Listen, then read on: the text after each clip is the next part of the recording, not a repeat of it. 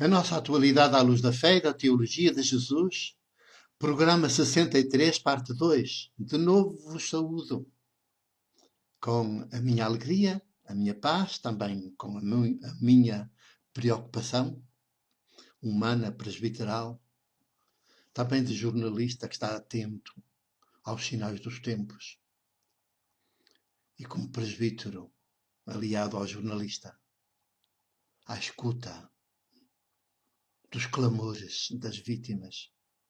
E por isso que procuro situar-me no mundo, na história, cada dia, cada momento, em cada instante, situar-me na história, com os pés bem assentes no chão, consciente de que o mundo não é tudo igual, que as nossas sociedades não são todas iguais, que há as maiorias empobrecidas, oprimidas, esmagadas, e há as minorias dos privilégios. Esta é a realidade dolorosa, que sangra, mas é a realidade com que qualquer um de nós, neste início do terceiro milénio, se vê confrontado a cada momento, a cada instante.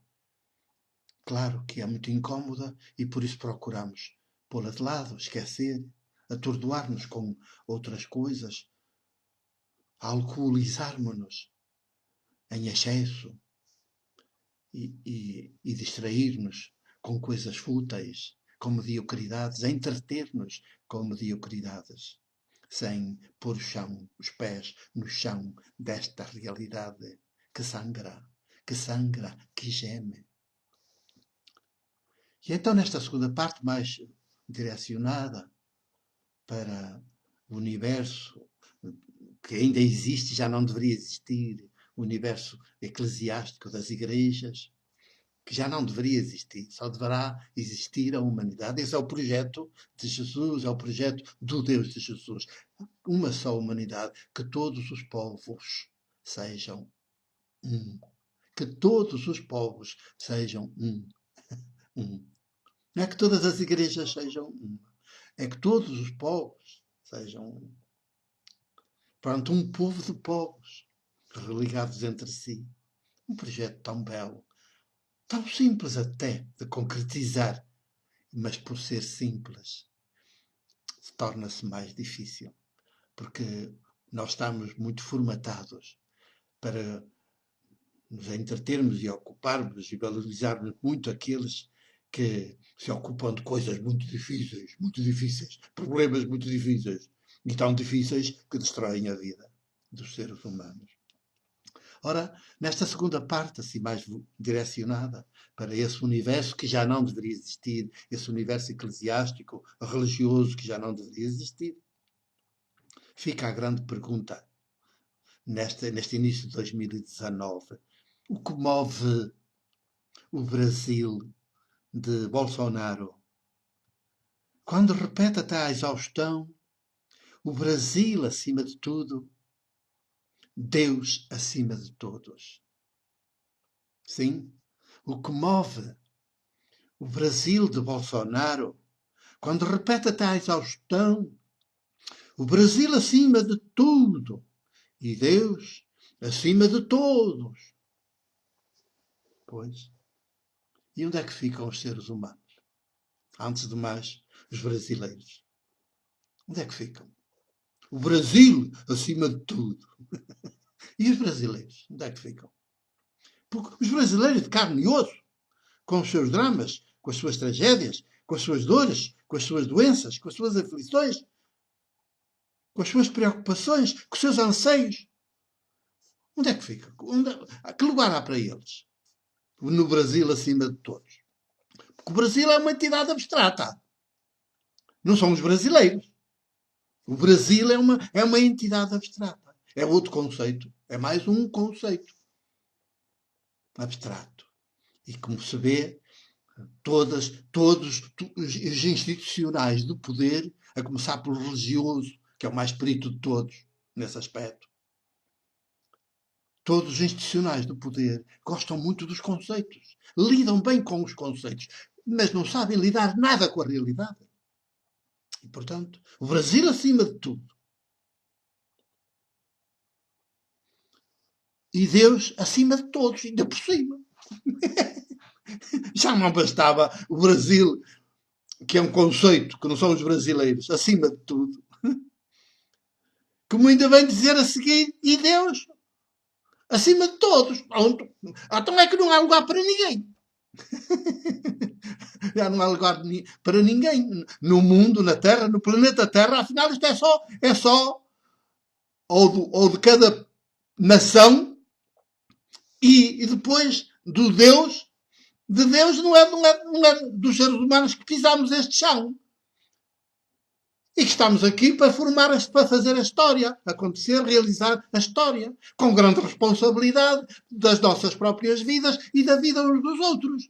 E do próprio planeta, que também está em vias de não de ser extinto, mas de ser extinta a vida, que lhe dá toda esta luz, toda esta variedade de cores, toda esta beleza, que é a natureza, mas que está em risco de se perder porque fica só o planeta seco, estéril, sem vida.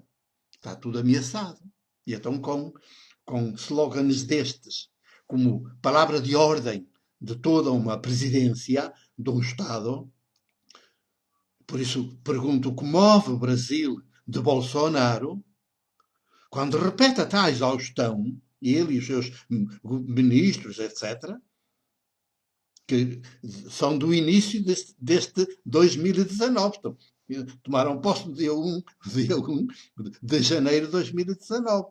Portanto, que repete até à exaustão o Brasil acima de tudo. E Deus acima de todos. Pois é. Que teologia é esta? A dos pastores das igrejas evangélicas, que estão todos a confundir e a baralhar a cabeça de Bolsonaro, que gosta dele e a mulher dele.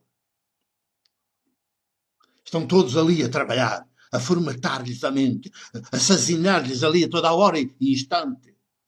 Até a escrever os discursos mais oficiais que ele tem de ler, não improvisa. Que teologia é esta, a dos pastores das igrejas evangélicas? Que teologia é a do Papa Francisco? E dos bispos e dos cardeais católicos, cristãos católicos? Que teologia é a do Deus dinheiro? Só pode ser a do Deus dinheiro. Uma teologia que se refere a um Deus que é o dinheiro. Durante 16 séculos foi a cristandade ocidental. Não esqueçamos que o Brasil é uma antiga colónia de Portugal. Foi encontrado por Álvares Cabral e a história ensinou-nos erradamente que foi descoberto, não foi? Foi encontrado e ele esbarrou lá e depois tomou posse em nome dos reis de Portugal. E fez daquilo uma colónia, explorou-se e matou-se e diziam-se os índios. Sempre. Tudo em nome já também do Deus da Igreja Católica. Tudo em nome. Está tudo justificado por essa teologia. Horrível, criminosa, assassina, genocida. E até agora ecocida. Dá cabo do ambiente. Durante 16 séculos foi a cristandade ocidental. Conquistou, roubou, matou, queimou nas fogueiras da Inquisição e manteve aterrorizados e infantilizados os povos. E tudo ao grito de Deus o quer! Deus o quer! Era o grito das cruzadas. E também com a concessão de uma indulgência plenária, portanto, que perdoava tudo, todos os pecados que qualquer deles andasse a fazer lá nas cruzadas e que morresse na cruzada. Ficava perdoado de tudo, portanto, ia direto para o céu dos clérigos, porque o céu que eles falam e o inferno que eles falam e um purgatório que eles falam só é dos clérigos. É pura invenção dessa teologia perversa. No século XVI, Lutero introduz o vírus da divisão na cristandade. Parece que enfraqueceu. Na altura, pensou-se que sim. Vista de hoje, não enfraqueceu a cristandade. Pelo contrário, deu mais força ainda ao cristianismo, da cristandade, reforçou, ao dar toda a ênfase à Bíblia judeu-cristã, que é a biblioteca mais perversa do mundo. A Bíblia judeu-cristã é a biblioteca mais perversa do mundo. É o conjunto de livros mais perversos do mundo.